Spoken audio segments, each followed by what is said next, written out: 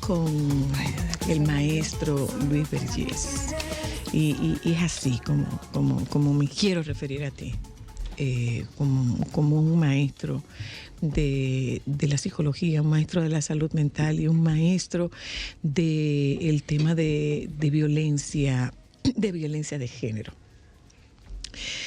Y es como una búsqueda de miradas diferentes, porque sabemos que el tema de la violencia machista, de la violencia de género, quitémoslo de violencia machista y hablemos de violencia de género, el tema de la violencia de género es, además de multifactorial, puede ser analizado y abordado desde distintas teorías y desde distintas prácticas. ¿Qué nos está ocurriendo? Nosotros hemos dicho que la violencia no tiene sexo, la violencia no tiene género, pero que las evidencias demuestran que el mayor número de casos de violencia asimétrica es perpetrado por hombres en contra de sus parejas o de sus exparejas. Es más frecuente en contra de sus exparejas, la letal en contra de sus exparejas que en contra de sus parejas. Y que, por un lado, vamos trabajando con las mujeres, pero estamos dejando de lado el trabajo con los hombres, porque no sé si habrá otro centro, pero hasta donde tenemos entendido, existe un solo centro conductual, y ese centro es el que diriges tú. O sea, que los hombres no están siendo educados, no están siendo guiados, no están siendo sensibilizados y no están siendo escuchados en la problemática que representa para ellos el bajísimo control de sus impulsos. Sí, gracias. Soy la Cristal. Cada vez te parece más a tu mamá. Gracias, Luis. El otro día vi una fotografía y dije, esa soy yo. Digo, no, espérate, esa no soy yo. Esa no soy yo. Mira, sin duda alguna que este tema se aborda de una manera inapropiada, sobre todo cuando tratamos de verlo desde una óptica reduccionista. Reduccionismo significa cuando queremos intentar comprenderlo desde una sola variable, exacto, desde un solo factor. En los países donde el tema de la violencia ha podido avanzar en su abordaje, ha sido porque se han visibilizado todos los escenarios y en cada escenario la gente asume la responsabilidad de impulsar acciones comprometidas para disminuir la frecuencia de este fenómeno. Por ejemplo, fíjate, a raíz del caso de Chantal, cómo se ha dado una dinámica donde tú ves y escuchas, incluso en medios de comunicación formales, no tan solo en los informales, gente justificando la violencia. Exacto. ¿Y qué significa eso? Eso también es violencia. Porque cuando tú dices que una persona mereció que la asesinaran, tú estás no tan solo siendo irresponsable, sino mandando un mensaje que sutilmente incentiva la criminalidad hacia las mujeres, dependiendo de ciertos tipos de acciones que son las mismas en las que incurrimos o podríamos incurrir nosotros los hombres. Es como si debería castigarse cuando el error lo comete la mujer, cualquiera que sea, de una manera muy cruel. Ahí entra la parte social y cultural del problema de la violencia, porque este problema tiene una arista biopsicosocial, sociocultural, lo biológico, porque el que toma la decisión de matar tiene un cerebro, es una persona que tiene un proceso mental, pero esos procesos mentales no son determinantes a menos que haya un significado social, un significado cultural que maleduque el pensamiento de esa persona. Tú vas a tener casos mínimos de personas, por ejemplo, que en una acción reactiva, cuando hay una patología grave, por decirte algo, pero paradójicamente los enfermos mentales con patología grave son los que menos incidencia tienen en criminalidad. Te detengo ahí. O sea, el tema de la violencia no es una enfermedad, es un tema conductual, no es una patología. Ahí estamos, esa es la primera. No es una patología, no. O sea, cuando tú estás hablando de un hombre que mata a una mujer, no es un enfermo.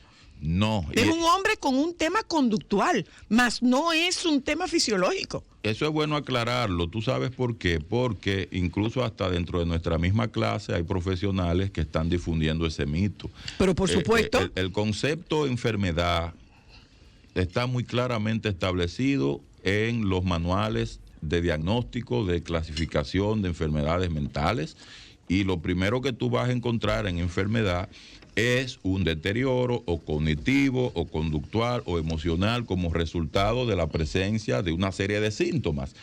La violencia no necesariamente requiere deterioro de nada. Una persona sin ningún grado de deterioro. A ver, tú coges, por ejemplo, cuáles las matanzas masivas que se hacían en la Edad Media en nombre de la misma... ¿De la iglesia? Las cruzadas, por ejemplo. Las mismas cruzadas. Las iglesias. ¿Cuáles eran las patologías que tenían estas? ¿No había patología? Bueno, mataban en nombre de Dios. Bueno, los mismos nazistas que mataron diciendo que eran obedientes a las órdenes que le daban. Esa gente no tenía ninguna patología. Sencillamente obedecían dentro de un contexto donde desobedecer implicaba un riesgo para sus vidas. Entonces hay un sinnúmero de condiciones donde la persona toma la decisión. Violencia, y lo voy a establecer aquí, que quede claro, es dañar con intención. O sea, todas las definiciones de violencia, como tú dices, es una manifestación conductual. ¿Oíste, José La Luz? Que tiene por objetivo someter y controlar sobre la base del daño o la intimidación del daño. Hay un dato importante que tú has dicho, y es que paradójicamente los enfermos mentales o los que tienen alguna patología. Un trastorno. No, un trastorno no. Hay una diferencia entre un trastorno y una patología. Los que tienen una patología no son agresivos para matar. La mayor parte de las veces. Mira, yo viví una experiencia la última vez que fui a Estados Unidos. Y es increíble cómo tú veías en las calles muchas personas, incluso con síntomas psicóticos. Y uno dice, bueno, pero si en verdad fuera la patología la causa, pues esta gente andaran matando a todo el mundo. Exacto. Con todo el que se encontrara. Mira qué dicen las investigaciones. Por ejemplo, Gondorf, William Gondorf, quien es el investigador de más renombre en los Estados Unidos, y Echeburrúa y Amor, ya en la parte de América Latina, exacto, han encontrado un 20% de casos de patologías clínicas en hombres agresores. Lo que quiere decir que el 80% no tiene una patología. No tiene una patología. Lo cual es más preocupante todavía, y porque regularmente la gente, perdón señora Luna, pensaría, no, ese hombre está loco. No. Ese hombre está enfermo. Ese hombre tiene problemas mentales. Y no es así. Vamos a sacarlo del contexto de la violencia, de la violencia física, y vámonos al contexto de la violencia sexual. ¿Un violador es un enfermo? No. Un violador no es un enfermo. Y esa afirmación es peligrosa por varias razones. ¿Sabe por qué? Primero, porque le complica la existencia a los verdaderos enfermos mentales. Claro. Porque crea un estigma hacia el enfermo mental, presentando el enfermo mental, además de su condición que puede ser de mucho deterioro, entonces como un candidato potencial para dañar a otro, y eso le aleja a la red de apoyo, porque si enfermedad mental es sinónimo de violencia, entonces imagínate, claro, si yo tengo ya la gente no se te va a acercar. Entonces la gente no se te acerca. Y hay un qué bueno que podamos aclararlo. Y eso es un estigma. Yo tengo una pregunta, sí, Luis. Hablando del perfil de un agresor ¿es agresor en todos los aspectos de su vida? O sea, es una persona que pudiéramos decirlo en buenos términos dominicanos, mecha corta, reactiva, o es exclusivamente con su pareja. Hay agresores generalistas y agresores especialistas. En el caso de los agresores que generan violencia hacia sus parejas y sus exparejas, hacia niños y niñas o adolescentes como la pedofilia, ya esos son agresores especialistas.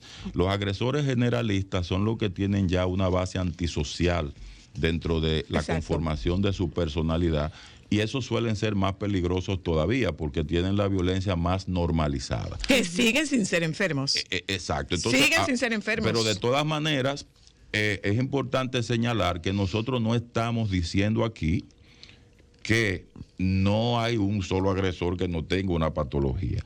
Incluso cuando se hacen las valoraciones de riesgo y peligrosidad, si además de violento la persona tiene una patología, pues se exacerba la posibilidad de que esa combinación pudiera traer un resultado. Yo recuerdo cuando yo estaba, Luis, haciendo...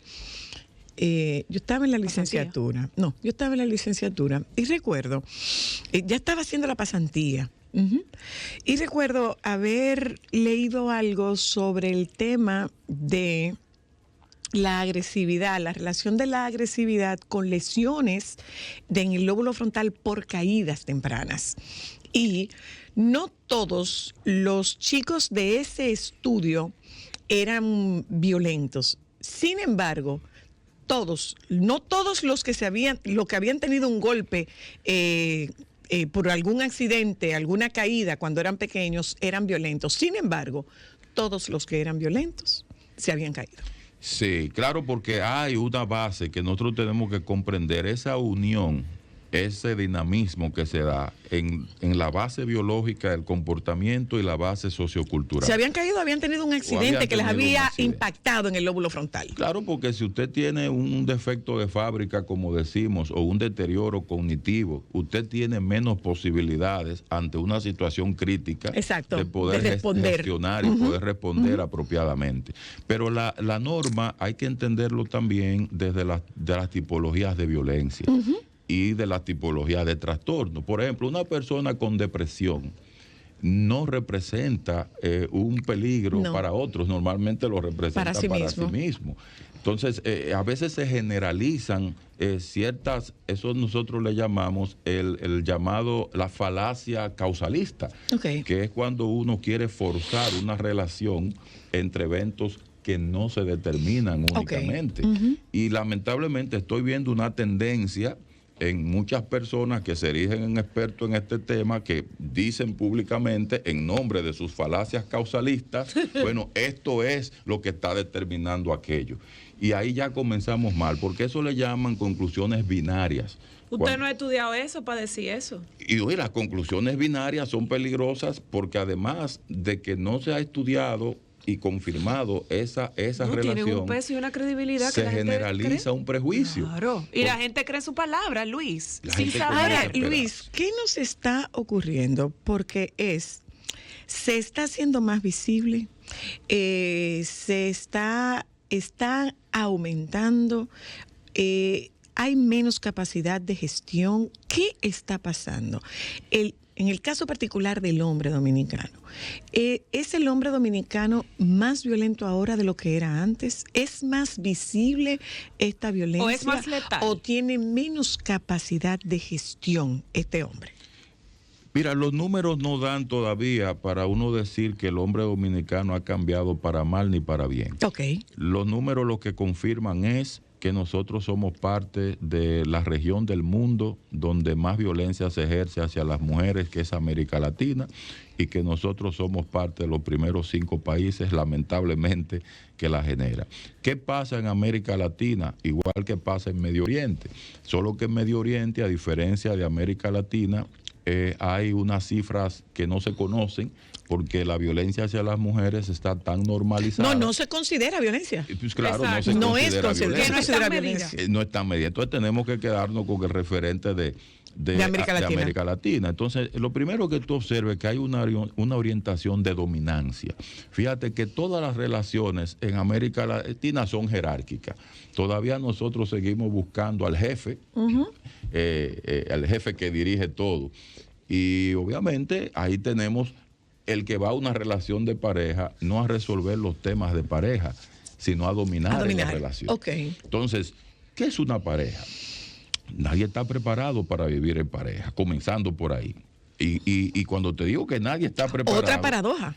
Otra paradoja. Porque todo se estudia, menos nos preparamos para esto. Por ejemplo, cuando yo te digo vivir en pareja, yo te hablo de la aceptación, de la tolerancia, de la comprensión, te hablo del apego, te hablo de una serie de procesos que son necesarios. La pregunta que yo hago, preparan al hombre dominicano para vivir en pareja. Yo creo que no.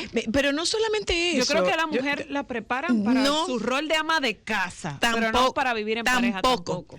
A las mujeres, lo que me está enseñando a mí mi práctica, a las mujeres las están enseñando, o es lo que yo he visto, las han enseñado para maternar a la pareja, no para ser la pareja. Y de hecho, cuando en terapia le haces la pregunta de qué hace una esposa, no te sabe responder. Cuando les preguntas qué es una pareja, la respuesta es dubitativa. No, pero yo no sé. Entonces tú estás jugando un rol del cual tienes muy escaso conocimiento, o el conocimiento que tienes está muy distorsionado. Sin duda alguna, pero es lo que parte de lo que te estoy planteando por el hecho de que la preparación para la vida en pareja y sobre todo la deficiencia en ese nivel es parte de lo que luego detona en violencia. Porque si el paradigma que nosotros tenemos es de dominación y no de relación, ese paradigma va a entrar en crisis cuando tengamos relación. Y cuando yo pierda esa dominación. Eso, ahí tú ves, por ejemplo, la gestión de lo que llamamos la celotipia. Ahí que la celotipia terminan siendo conductas de control, conductas de sometimiento, de negación del espacio de participación de las mujeres, el aprisionamiento cuando una mujer decide terminar una relación, la sentencia de que no te metas con nadie, porque si te metes con alguien... Y eso se ve como normal, y fíjate cómo lo expresa las mismas mujeres y la misma opinión pública, porque ante lo que ha pasado tú lo has visto. Exacto. Entonces, ¿qué te dice esto a ti? Bueno, estamos hablando de que como sociedad ha sido internalizado un modelo de relación sobre la base de la negación de los derechos de una persona en favor de la otra persona. Y es ahí donde durante muchos años las feministas hablaron del tema de la igualdad. Muchos llegaron a burlarse del planteamiento de igualdad, sacándolo del contexto en el que ellas lo decían. Y en el planteamiento que ellas hacían era en el tema de los derechos fundamentales que deben ser igualitarios en una relación. Y por ahí andamos. Antes de irnos, la dejamos para cuando regresemos de publicidad. Bueno, a tu pregunta. A mí me gustaría, para todos los que, o sea, para nuestras oyentas, identificar cuál es el perfil de un hombre abusador machista. Voy justamente por ahí. Tiene etiqueta, tiene una señal el hombre abusador. Ahorita. Cuando regresemos. Okay. Tenemos a Luis Vergés con nosotras esta tarde y voy a hacer referencia a algo que nosotros hemos dicho hace mucho tiempo y lo hemos dicho muchas veces. El hecho de que aquí no haya una sola llamada implica lo contundente de este tema para quienes nos están escuchando. Porque, o sea, la información que tú estás brindando, Luis, como experto conocedor del tema y una de las mayores autoridades que nosotros tenemos en el tema de violencia en nuestro país, lo contundente de lo que tú estás diciendo es demoledor para quienes nos están escuchando. Porque, te reitero, no es fácil identificarse y aceptar que tú eres víctima de violencia. No es fácil. Como no sé si será fácil o difícil para un hombre saberse abusador. Así es, así es. Y dejamos la pregunta de lo que decía Cristal. Yo a eso le añado, traen una etiqueta, y si acaso traen una etiqueta, a mi entender, la etiqueta que traen es la de seductor. Bueno, esa nunca falta.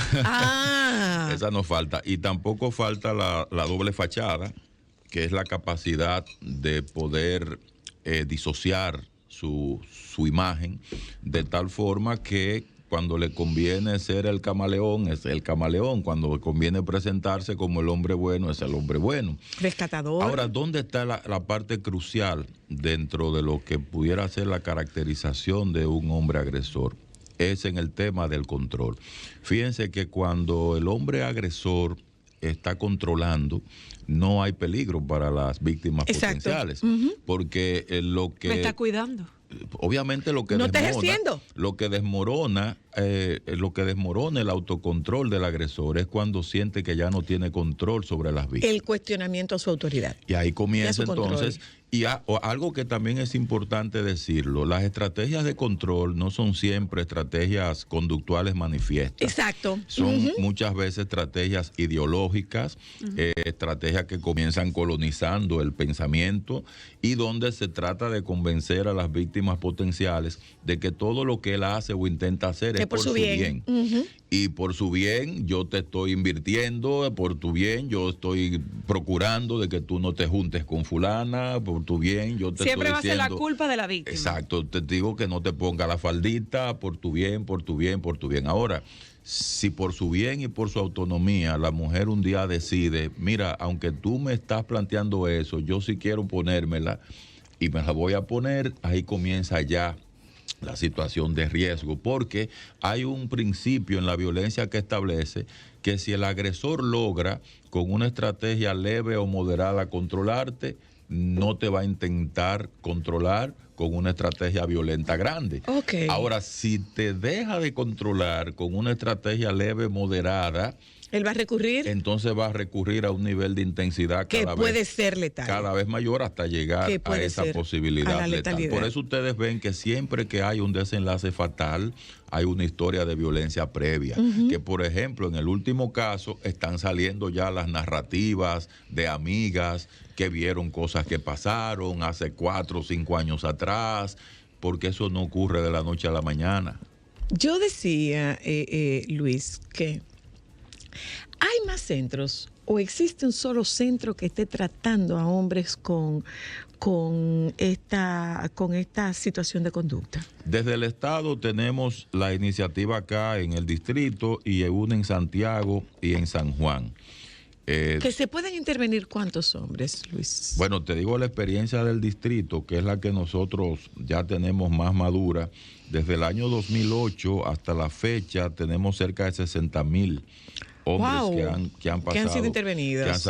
Pero vamos a ver, esta intervención es post una decisión judicial. Bueno, o voluntariamente. No, postdenuncia. Postdenuncia, sí, que lo puede mandar tanto una resolución de un juez como un acuerdo con los fiscales. Que en este caso, fíjate, nosotros tenemos una estructura nacional donde hay 25 unidades a nivel de provincias y funcionan también las unidades especializadas acá en el Gran Santo Domingo. Lo importante de esto es, Zoila, como tú estás tan metida hasta allá, que tú no quieres que se diga mucho, pero tú estás metida en los dos temas, como psicóloga y en el tema de la violencia, pues recuerdo cómo tú hiciste tu pasantía y la entrega y la dedicación que observaste. Mira, nosotros los psicólogos podemos hacer mucho por este tema. Hay un principio psicológico que establece que la violencia es una conducta compensatoria. ¿Qué significa esto? Un comportamiento compensatorio es aquel que debajo del mismo hay una gran vulnerabilidad. Por supuesto. Fíjate que los hombres agresores tienen muchas vulnerabilidades. Tienen vulnerabilidades con la aceptación de sí mismo, tienen vulnerabilidades con la gestión de sus emociones, tienen vulnerabilidades con el abandono, la sensación de abandono, los sesgos de pensamiento, de dominación, de sentirse más merecedores y cumplir ciertos mandatos sociales y culturales para sentirse hombres. Totalmente. Entonces, todos esos elementos generan vulnerabilidad. Y cuando usted va y trabaja con un terapeuta, yo te voy a decir, ojalá que sea un especialista en el tema de violencia, que no tenga los mismos sesgos que tienen muchas personas por ahí, ojalá, pero igual, si es una persona consciente y sensata que ayuda a elaborar esos temas, se baja considerablemente el riesgo que estas personas puedan representar para los demás. ¿Se rehabilita un hombre violento? ¿Puede dejar de ser violento? Claro que sí. Y la otra pregunta es, ¿son hombres violentos con cada pareja que tienen? Los estudios dicen que un hombre violento afecta un promedio de 3 relaciones. Wow. Afecta. Claro, ya cuando llega a la terapia, al proceso, se supone que no debería seguir afectando a más, pero la tendencia promedio es esa. Por eso es que nosotros hablamos de la necesidad de intervención. ¿Por qué? Porque el mayor predictor de violencia es la violencia que ya ocurrió alguna vez. Si alguna vez hubo violencia, aunque sea dentro de la historia de relación anterior, las posibilidades de que pueda reiterarse son mayores. Son mayores. Por eso es tan importante interrumpir ese ciclo con una estrategia de intervención. Ahora, el problema está que la mayor parte de las veces los hombres no van a terapia a menos que tengan una presión externa. Y tú lo vas a ver porque en tu consulta privada, totalmente, la mayor parte de los pacientes son mujeres. Y son hombres cuando los llevan. Bueno, no son hombres cuando los llevan. Los hombres, muchos hombres van cuando los llevan. ¿Y qué ocurre? Que, bueno, ante la gran posibilidad de perder a esa mujer y perder el control que tiene sobre esa mujer, si la condición es que yo vaya a terapia, no hay ningún problema, yo voy a terapia, pero tú sabes que van a terapia, la del problema es ella, yo no tengo ningún problema, yo estoy aquí para acompañarla a ella. Y tan pronto se aseguran de que reconquistaron su proyecto. Bye, hasta la vista, baby. Hola, buenas. Hola, soy la saludo, te hablo de San Francisco de Macorís. ¿Cómo estás? Pregunta. Adelante. Una pregunta. ¿Es posible que el hombre sea violento o ejerza violencia contra su pareja y que él no esté consciente de eso? Porque a veces se oye como que es tan preparado, como que es algo tan premeditado, que el hombre es violento, que tiene estos tales perfiles. Pero a veces no será posible que aprendió a eso y lo hace sin estar consciente de lo que está haciendo. Como un piloto automático. Buena pregunta. Buena pregunta. Pero no es premeditado, no hablamos de violencia premeditada. No. Yo lo que creo que el oyente está diciendo es como que es un piloto automático que él en ese momento no piensa que está haciendo eso. Bueno, el problema es que él eligió de un repertorio de conducta donde había otras opciones, una en particular. Entonces él la eligió. Lo que él no sabe por qué la eligió, pero él sí sabe lo que eligió. Y él sabe. Y de hecho, sabe tanto lo que eligió que no lo hace en público. Lo hace en privado. Y no lo hace contra todo el mundo. Y contra todo el mundo. Hola, hello, buenas. Sí, buenas tardes, Zoila, ¿cómo están? Bien, gracias, le escucho. Sí, Primitiva de la Romana. Hola, Primitiva. ¿Le escucho, Primitiva? Sí, estaba bajando la televisión. Bueno, nada, un saludo al pueblo dominicano y al señor invitado, que Dios le bendiga por ser una persona que trata esta problemática y que lo hace desde lo más profundo de su alma. Gracias, Primitiva. Y que es muy que ojalá haya muchas personas como ustedes para tratar este flagelo, diría yo. Pero miren, o escuchen. Yo he conocido muchos casos de violencia y no se crean que hasta yo me meto a ser como consejera, porque yo he aprendido tanto y yo mismo, caso mío, porque yo, o sea, a mí, yo he tenido todos han sido violentos.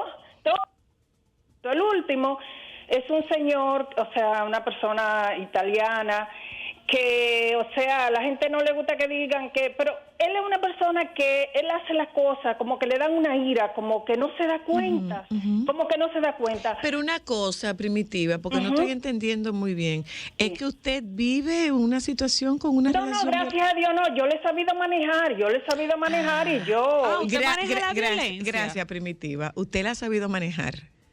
Pero permanece en la relación, Primitiva. Sí, 25 años. Sí, pero no se maneja, pero Primitiva. Yo respeto y me doy a respetar. Yo, o sea, yo lo respeto a él en lo que tengo que respetarlo, y como ya yo lo conozco, que es una persona así como que como de un momento a otro, pero ya yo los conozco. Okay. Lo que yo no le acepto es que me dé golpe ni me diga palabra, o sea, obscena. Y él al ratico está igual, como que no ha pasado nada. Una descripción exacta del círculo de la violencia. Una descripción perfecta del círculo de la violencia. Yo lo sé manejar, yo lo acepto, no llega hasta ahí. Es una descripción exacta. Al ratico está como si nada.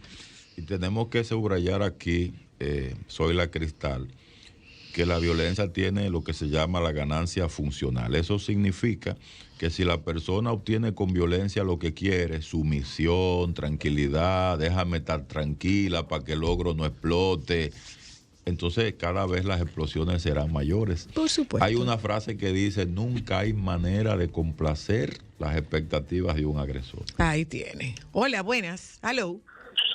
Sí, buenas tardes. Le escucho, buenas. Por su gran programa. Gracias. Sola, yo necesito formularle una pregunta. Dígame, Señor dígame. Que está ahí, que es muy capacitado con el tema, que lo ha manejado muy bien. Dígame, Por ejemplo, dígame. tengo 2 hijas y yo necesito ayudarla a ella a identificar, por ejemplo, en caso cuando vayan a tener novio, ¿cómo podrían ella identificar si ese futuro noviecito podría ser una persona violenta en un futuro? ¿Qué edades tienen sus hijas, señor? Bueno, una tiene 17 y una tiene 22. Qué buen tema eso que usted trae a Muy buena colación, pregunta. porque estaríamos hablando de violencia en noviazgo y de repente nos quedamos con la idea de que la violencia existe solo en el matrimonio o en la convivencia, y hay mucho caso de agresión en el noviazgo. La data que manejamos, el 25% de los agresores de nuestra población comenzaron a ejercerla en el noviazgo. ¿El cuánto? El 25%. Diablo, Luis. Entonces es bastante alto. Diablo. Y mientras más temprano comienza una manifestación violenta, el pronóstico es más difícil para el cambio. Señales importantes. Bueno, la de control es fundamental. Control es cuando la persona quiere ser ella la que determine lo que su hija ¿Puede o no hacer. Posesividad. La posesividad es tratar a la persona como si fuera su propiedad. Fíjense que por eso aquí vino una experta internacional que ya decía, a mí me preocupan los posesivos. Cuando mi mujer, bueno, no, la relación es un acuerdo. La relación de pareja es un acuerdo entre 2 personas, no es un proyecto de propiedad de nadie. O sea, yo ni tengo una persona que es mía. No es un derecho adquirido. No es un derecho adquirido. Y es importante también observar qué pasa cuando yo no hago lo que la persona quiere que yo haga. Porque dependiendo de cómo reacciona la persona cuando yo no hago lo que esta persona quiere que yo haga, con insultos, hay lo que se llaman diferentes estrategias de control, como el silencio restrictivo. Sí, señor. Fíjate que hay algunos que se ponen enemigas de enemigos. De su familia y sus parejas, amigos. y duran hasta un mes sin hablarle, sin decirle media palabra. El corte del dinero. Sí, comienzan a recortar. O sea, hay lo que se llama una estrategia de chantaje condicionada por el mismo poder que se tiene. Pero mira, perdóname, Luis, cuando hablamos del corte del dinero, no es que esa persona me mantiene, es que en una relación de violencia yo trabajo y yo tengo que darle a ese hombre el producto de mi trabajo porque yo no sirvo para administrar. Eso también ha ocurrido muchas veces. Pero el problema empieza cuando la mujer no acepta esa regla impuesta. Los agresores normalmente no socializan reglas, no discuten procedimientos con las parejas. Lo que hacen es que lo imponen, muchas veces de manera sutil y otras veces de forma descarada. Antes de ir, no, mamá, no tenemos que ir, no tenemos que ir. Yo lo único que sí quiero, yo lo único que sí quiero preguntarte, Luis, ¿no será utópico pretender erradicar la violencia?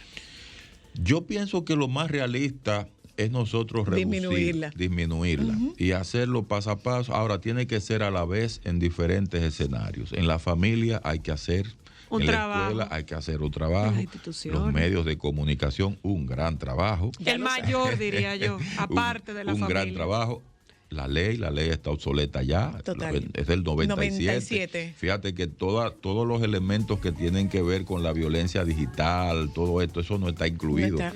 Mira, es un buen detalle en esa ley. Entonces todo esto hay que integrarlo también. Y las políticas públicas, y señores, necesitamos una mejor ciudadanía, porque definitivamente... Y tú sabes que integrar, o sea, que sea, si se puede decir el término, integralidad, que no sé si exista, no creo que exista, pero que las acciones sean integrales, que no seamos esta isla, aquella y aquella, que aunemos estos esfuerzos Estado y sociedad. en búsqueda, a la búsqueda de ver cómo podemos mejorar la calidad tan deteriorada de este clima de convivencia que tenemos hombres y mujeres en nuestro país. Y todos podemos aportar, claro que sí. Gracias, Luis. Gracias a ustedes. Yo les pido que por favor se queden con los compañeros del Sol de la Tarde. Nos juntamos mañana.